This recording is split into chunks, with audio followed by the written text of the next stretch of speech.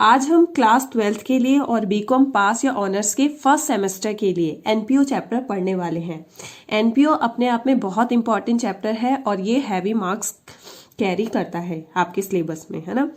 तो हम एनपीओ के लिए पहले मैं आपको बता देती हूँ कि हम फुल फ्लैज क्वेश्चन कर रहे हैं। एनपीओ में वैसे तो आपको बहुत शॉर्ट क्वेश्चंस भी गिवन है जो 3 मार्क्स में एग्जाम में आते हैं, बट हम जो आज कर रहे हैं वो आपका क्या है, फुल फ्लैज क्वेश्चन है, ठीक है। लेकिन इसके अंदर ज्यादा एडजस्टमेंट गिवन नहीं है, सिंपल एडजस्टमेंट है। तो पहले हम सिंपल से स्टार्ट करेंगे और फिर उसके बाद डिफिकल्ट के पास जाएंगे, ठीक है। तो क्वेश्चन नंबर 43 कर रही हूं। मेरी बुक क्या है, ओल्ड है, आपकी न्यू बुक है, न्यू एडिशन वाली बुक है, तो उसमें ये क्वेश्चन नंबर 46 है। तो आपसे रिक्वेस्ट रहेगी कि आप अपने साथ बुक कैरी करके रखें और क्वेश्चन उसमें से देखते जाएं, क्योंकि ये क्या है, इसके जो आपके लेजर्स बनते हैं ना वो काफी बड़े बड़े बनते हैं, तो क्वेश्चन मेंशन करना मेरे लिए पॉसिबल नहीं हो पाएगा, तो इस चीज के लिए माफी चाहती हूँ, ठीक है। आप अपनी बुक कैरी करिए, क्वेश्चन को देखते रहिए और साथ में हम सॉल्यूशन करेंगे। चलिए स्टार्ट करते हैं, आप भी रेडी हो जाएं मेरे साथ। सबसे पहले हम बात करते हैं, आपको यहाँ पर इस क्वेश्चन में मैं ये क्वेश्चन पूरी तरीके से पढ़ चुकी हूँ और मैं आपको बताती हूँ इस क्वेश्चन में है क्या। इस क्वेश्चन के अंदर सब्सक्रिप्शन से रिलेटेड मेन फोकस किया गया है, तो आप अगर सब्सक्रिप्शन से रिलेटेड मेन फोकस चाहते हैं तो वो इस वीडियो के थ्रू आपकी कंप्लीट हो जाएगी, ठीक है। नेक्स्ट इस क्वेश्चन में क्या किया गया है ना कि आपको मेंबरशिप वाला क्वेश्चन दिया गया है। तो मेंबरशिप वाले में सब्सक्रिप्शन की कैलकुलेशन थोड़ी डिफरेंट तरीके से होती है। अगर आपने पहले की है तो आप ये बात जानते होंगे, नहीं की है तो अब जान जाएंगे, ठीक है।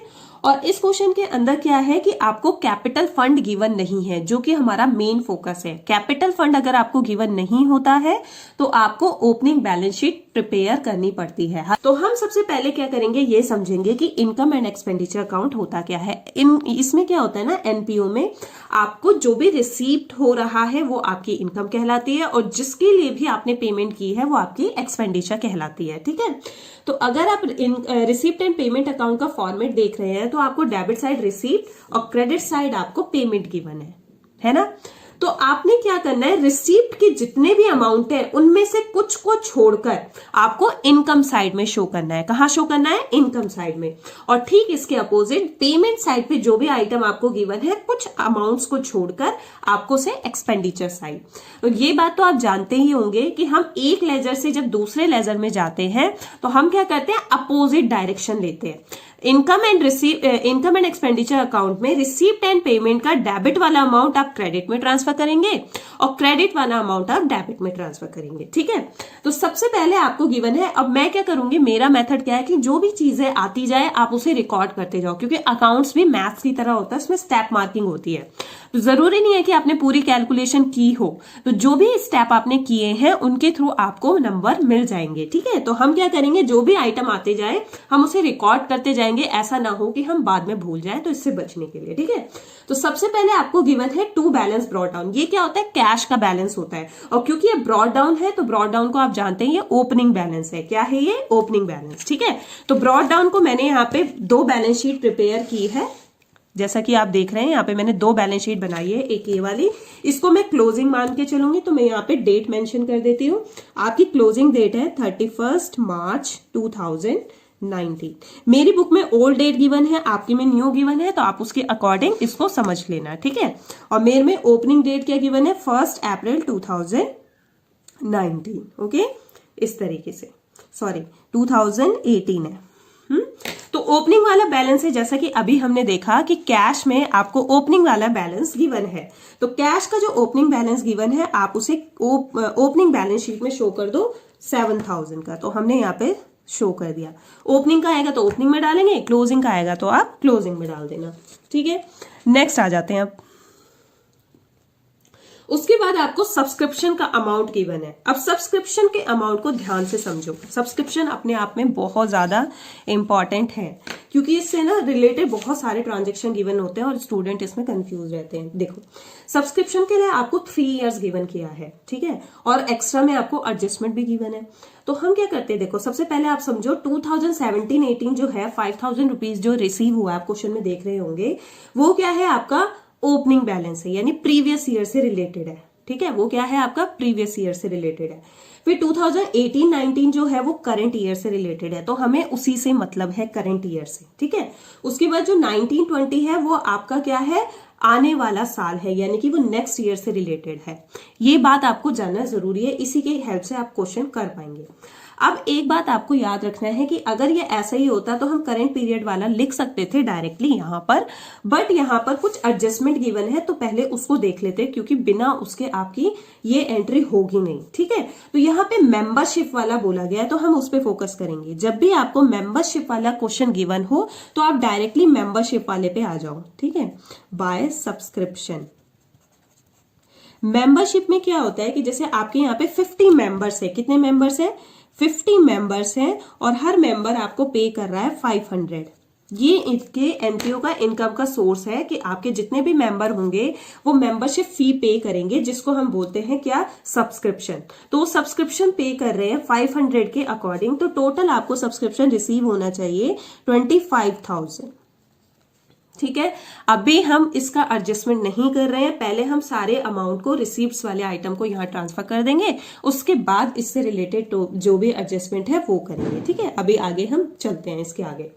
फिर टू हायर ऑफ ग्राउंड लिखा है, तो इसे हम क्या करेंगे? हायर ऑफ ग्राउंड का मतलब ये है कि आपका जैसे हॉल वगैरह है आपने रेंट पे दे रखा है, तो उससे आपको रेंट रिसीव हो रहा है। ठीक है, तो आप उसे यहाँ पे लिखोगे बाय हायर ऑफ ग्राउंड, यहां पे डाल दिया।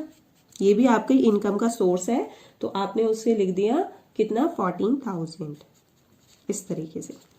नेक्स्ट आपको दे रखा है to surplus from entertainment event, तो हम उसे लिखेंगे by surplus from entertainment events. वो आपको कितना गिवन है? 8,000 का, तो वो मैंने यहाँ पे डाल दिया। ये भी एक तरीके का क्या है? इनकम है। ठीक है, यहाँ पे डाल दिया। उसके बाद लिखा है by sale to sale of old newspaper, तो इसे भी हम डाल देते हैं बाय साइड में, by sale of old newspaper. ये आपको कितना गिवन है? 2,000, तो ये भी डाल दिया। तो रिसीप्ट साइड तो आपकी खत्म हो गई, जो कि आपने इनकम साइड पे रिकॉर्ड कर दी है। अब आ जाते हैं हम पेमेंट साइड पे। पेमेंट साइड पे सबसे पहले आपको गिवन है सैलरीज, तो सैलरीज को आप डालोगे डेबिट साइड। ठीक है, टू सैलरीज। और क्योंकि अभी मैंने देखा कि सैलरीज से रिलेटेड आपको एडजस्टमेंट गिवन है, तो हम इसके अमाउंट को अंदर की तरफ लिखेंगे।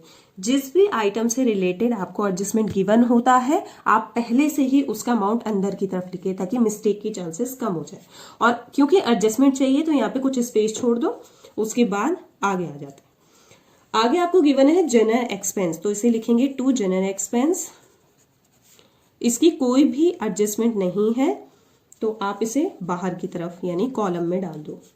उसके बाद लिखा है इलेक्ट्रिसिटी चार्जेस, तो to electricity charges. Electricity charges आपको गिवन है 4,000 का, तो आपने डाल दिया 4,000।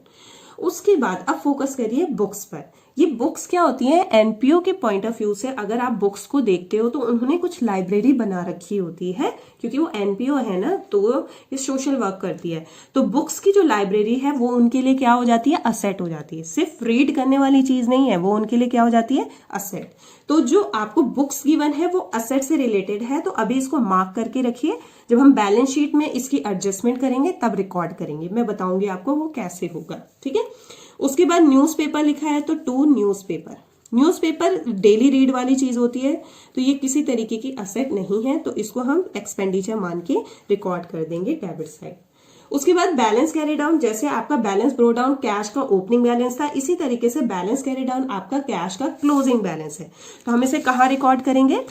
हम इसे बैलेंस शीट में असेट साइड पे क्लोजिंग बैलेंस में रिकॉर्ड करेंगे, क्लोजिंग बैलेंस शीट में। ठीक है, तो वो आपको गिवन है 4,000, तो वो आपने यहाँ पे रिकॉर्ड कर दिया। तो ये हमारा सेकेंड स्टेप कंप्लीट हो चुका है, जिसमें हमें जहां जो आइटम डालना था हमने वो डाल दिया। अब आ जाते हैं इसके एडजस्टमेंट पे। सबसे पहले बात करते हैं सब्सक्रिप्शन पे।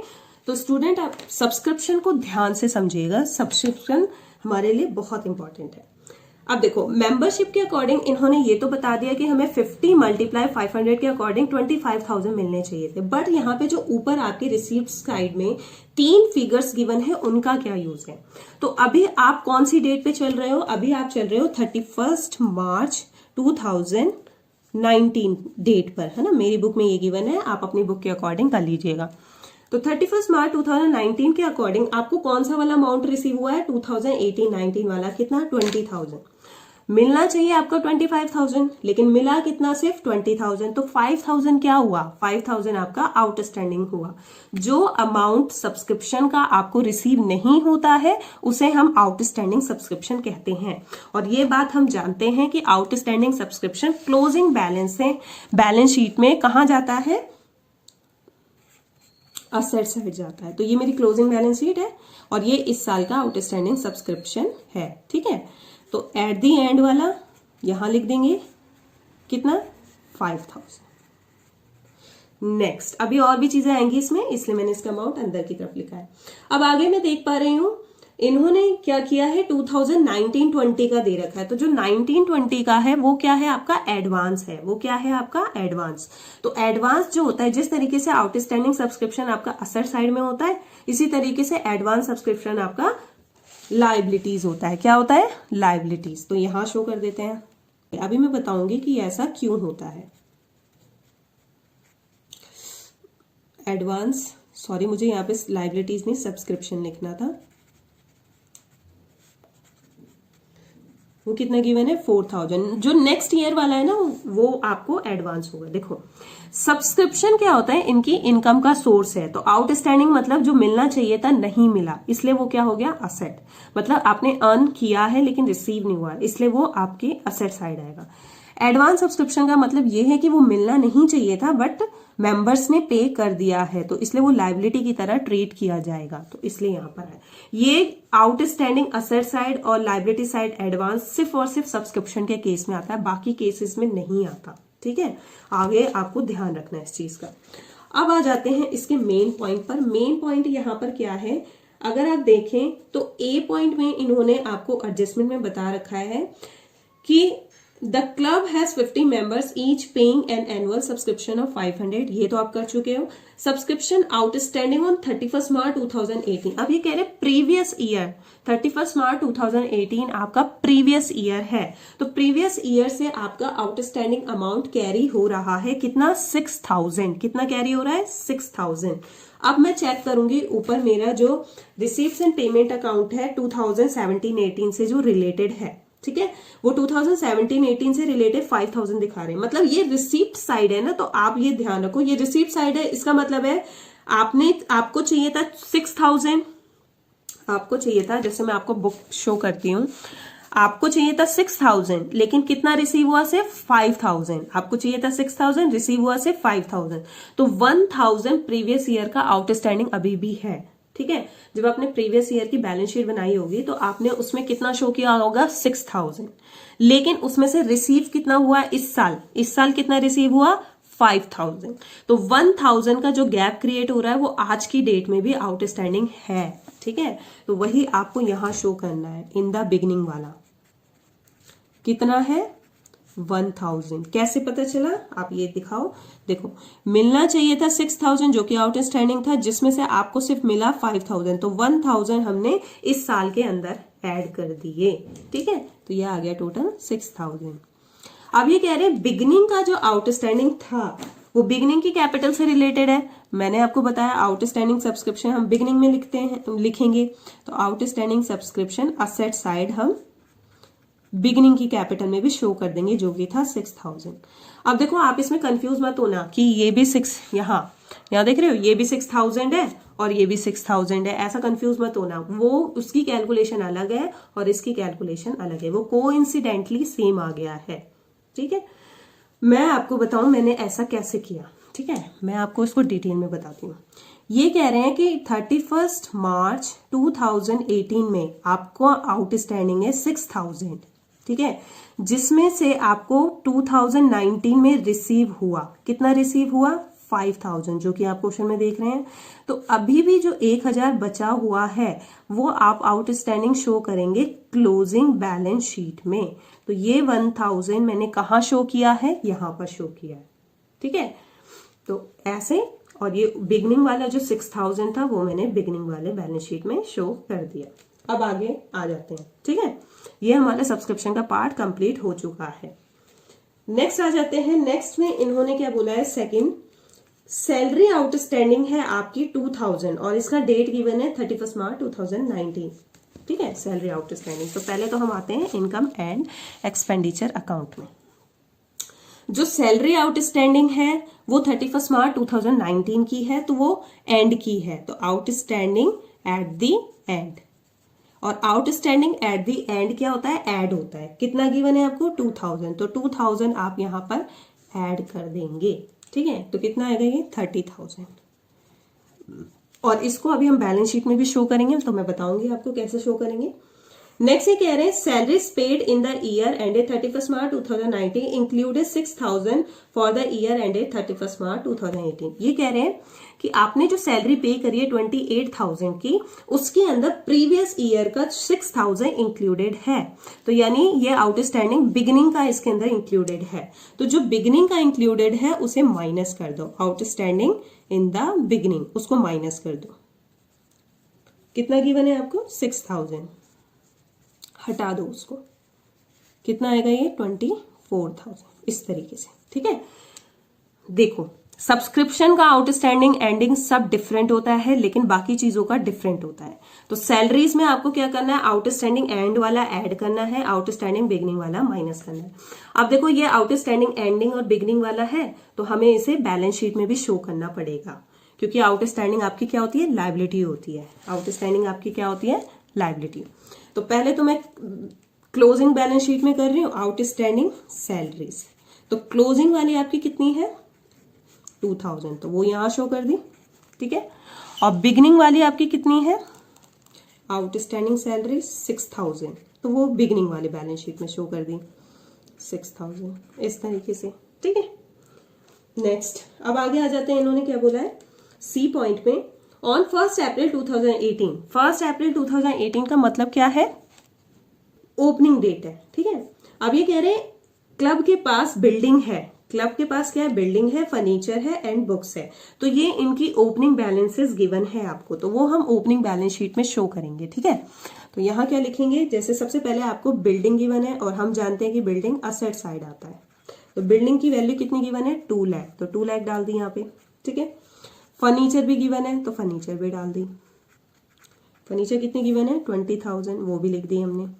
फिर आपको बुक्स गिवन है, मैंने बताया था आपको बुक्स इनके लिए असेट होती है, तो वो भी गिवन है 20,000। ये इनकी ओपनिंग बैलेंस है, और हमें कैसे पता चला, इनकी ओपनिंग डेट से। ठीक है, अब इसके बाद आपको क्या करना है कि यही बैलेंसेस कैरी करते हुए पूरे साल चलेंगे ना, पूरे ईयर चलेंगे। तो यही बैलेंसेस आपको क्लोजिंग बैलेंस शीट में भी रिकॉर्ड करना है। तो हम क्लोजिंग बैलेंस शीट में भी रिकॉर्ड कर देते हैं। कैसे करेंगे, सबसे पहले बिल्डिंग, और मैं यहाँ पे ध्यान रखूंगी कि किस फिक्स असेट पे आपको डेप्रिसिएशन गिवन है या एडजस्टमेंट गिवन है।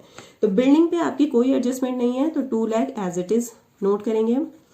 फर्नीचर पे आपको डेप्रिसिएशन गिवन है, तो ये जो डेप्रिसिएशन वगैरह चार्ज होगा ना, वो क्लोजिंग बैलेंस शीट में चार्ज होगा। ठीक है, तो फर्नीचर आपका था 20,000 और इस पे डेप्रिसिएशन गिवन है, तो वो उसके लिए हम स्पेस छोड़ देते हैं।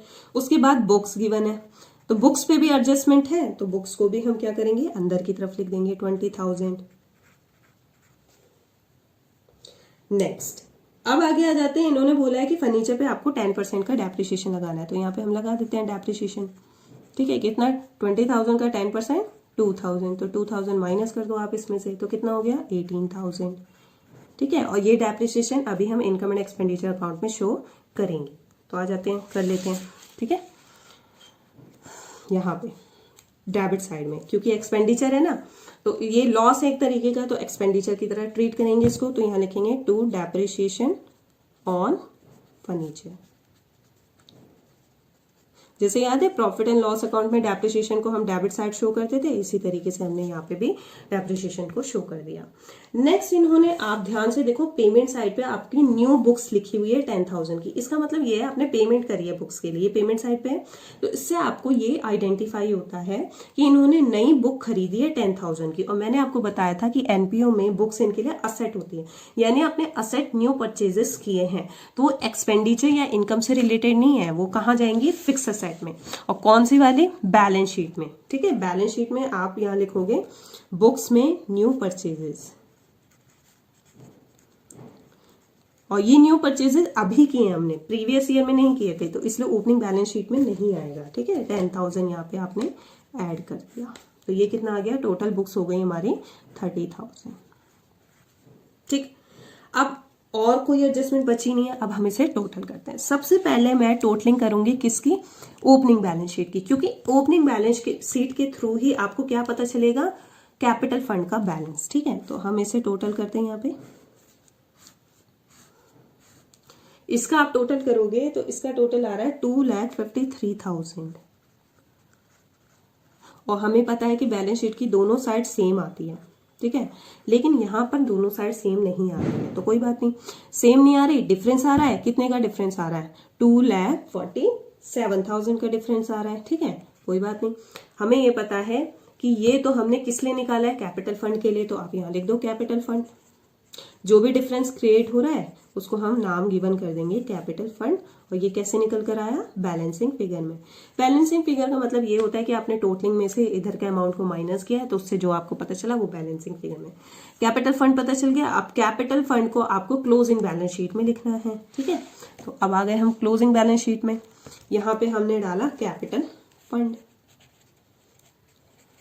अब कैपिटल फंड का अमाउंट आपको अंदर की तरफ लिखना है। क्यों करना है ऐसा, क्योंकि अभी आप इनकम एंड एक्सपेंडिचर अकाउंट जब क्लोज करेंगे तो वहां से या तो आपको सरप्लस पता चलेगा या डेफिसिट। ठीक है, तो आप उसे ऐड या लेस करेंगे यहाँ पर, उसके बाद हम बैलेंस शीट की टोटलिंग करेंगे। तो पहले आ जाते हैं इनकम एंड एक्सपेंडिचर अकाउंट में। चलिए आ गए इनकम एंड एक्सपेंडिचर अकाउंट में। इनकम एंड एक्सपेंडिचर अकाउंट का जब मैं दोनों साइड टोटल करती हूँ तो कितना टोटल आता है, यहां का टोटल आ रहा है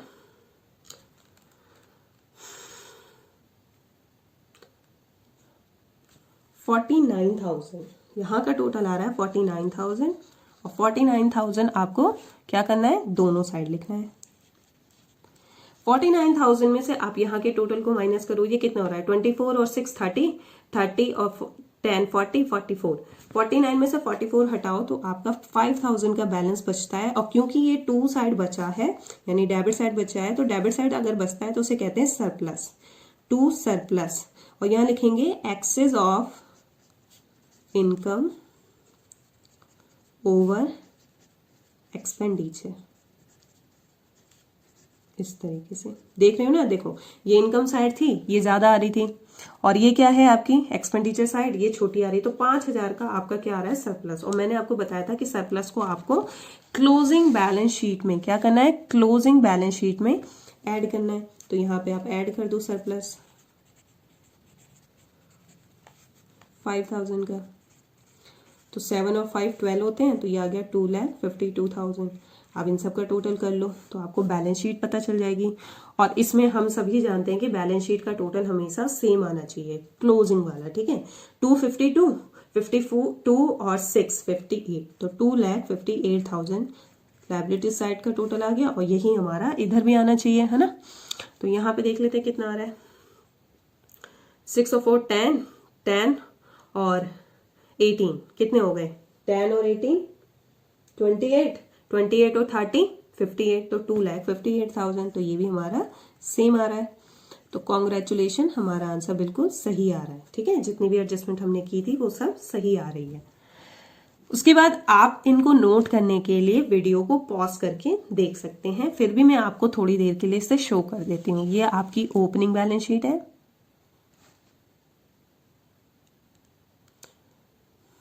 ये आपकी क्लोजिंग बैलेंस शीट है,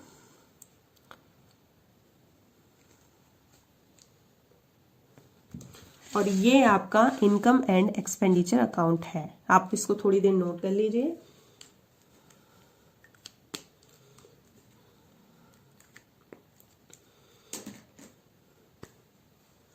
सो स्टूडेंट, मैं आपसे कहना चाहती हूँ कि इसी तरीके से इनकम एंड एक्सपेंडिचर अकाउंट में अगर कोई ऐसा क्वेश्चन है जो आपसे सॉल्व नहीं हो पा रहा है या उसके कॉन्सेप्ट आपको समझ में नहीं आ रहे हैं, तो डेफिनेटली आप मेरे कमेंट सेक्शन में जाकर मुझे बता सकते हैं कि मेरे को नेक्स्ट वीडियो किस क्वेश्चन को सॉल्व करने के लिए बनाना चाहिए। ठीक है, किसी भी तरीके का डाउट हो तो आप डेफिनेटली कमेंट सेक्शन में जाकर पूछ सकते हैं, मैं आपको तुरंत ही उसका सॉल्यूशन प्रोवाइड करूंगी। अगर आप कोई ऐसा क्वेश्चन चाहते हैं जिसका स्पेसिफिकली आपको आंसर चाहिए और जल्द से जल्द चाहिए, तो आप मेरे इंस्टाग्राम पे मुझे फॉलो कर सकते हैं और वहां पर डीएम करके मेरे से क्वेश्चन का आंसर फाइंड कर सकते हैं। और आप मेरे चैनल को जरूर सब्सक्राइब करिए, क्योंकि उससे क्या होगा, आपको नेक्स्ट वीडियो की अपडेट तुरंत ही मिल जाएगी। ठीक है, और अगर ये वीडियो आपके लिए हेल्पफुल रही है तो आप इसे लाइक कर सकते हैं और फ्रेंड के साथ डेफिनेटली शेयर करें, क्योंकि ये हेल्प उन तक पहुंचनी चाहिए। एनपीओ अपने आप में एक इंपॉर्टेंट चैप्टर है और वो स्टूडेंट को टफ लगती है, और मैंने पूरी कोशिश की है कि वो आपके लिए ईजी रहे। सो जो भी बातें थी मैं बता चुकी हूँ। इसके बाद till then stay happy, stay blessed, bye bye and take care.